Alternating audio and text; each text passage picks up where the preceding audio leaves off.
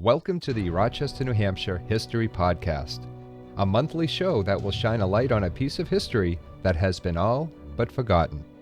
On August 9, 1945, the United States dropped the second atomic bomb ever used in war, striking the Japanese industrial city of Nagasaki. The explosion unleashed a force of 22,000 tons of TNT. The temperature at ground zero reached 5,400 degrees Fahrenheit. The entire city shook, and it soon was engulfed in flames. At least 74,000 people died from the blast or from subsequent injuries, and most of Nagasaki's infrastructure was destroyed.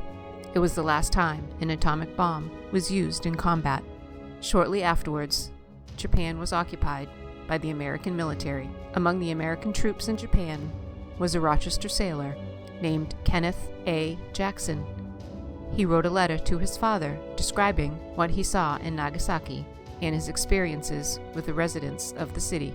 The letter was so well written, it was published in the October 25, 1945 edition of the Rochester Courier. His letter is an important piece of history as it describes the destruction of Nagasaki in terms that might not be in a standard history book. Without further ado, here are excerpts of Kenneth's letter to his father.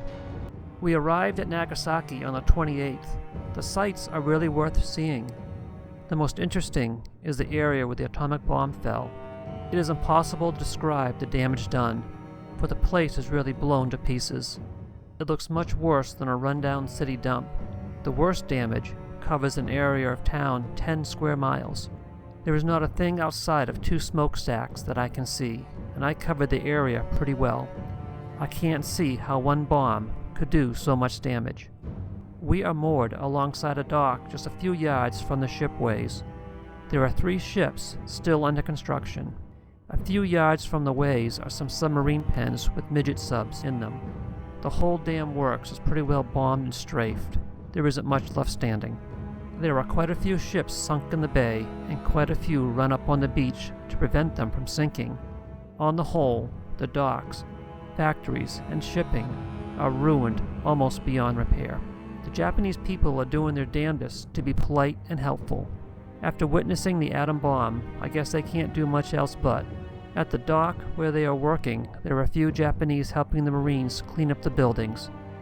I can't walk the length of the dock without being saluted or bowed to by at least 24 of them. When they see an American, they stand at attention until he passes by. At present, the women are still hiding, although I have seen a few of them. You will find a good-looking one out of 30.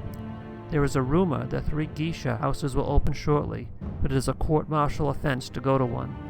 Japanese kids paddle all day in dugouts trying to bum food and cigarettes. It is a serious offense to be seen talking to a Japanese or giving them anything. I suppose the restriction will be lifted later, but right now I don't care, as I have no sympathy for the Japanese female or otherwise. What a fascinating letter. It is interesting that the American forces were not allowed to talk to the Japanese at the beginning of the occupation in 1945. Kenneth's account of the Japanese bowing and saluting to all Americans is an apt description of a totally defeated nation. It is understandable that Kenneth had no sympathy for the Japanese. It must have been hard to show compassion so quickly after years of bloody war. This ends the podcast.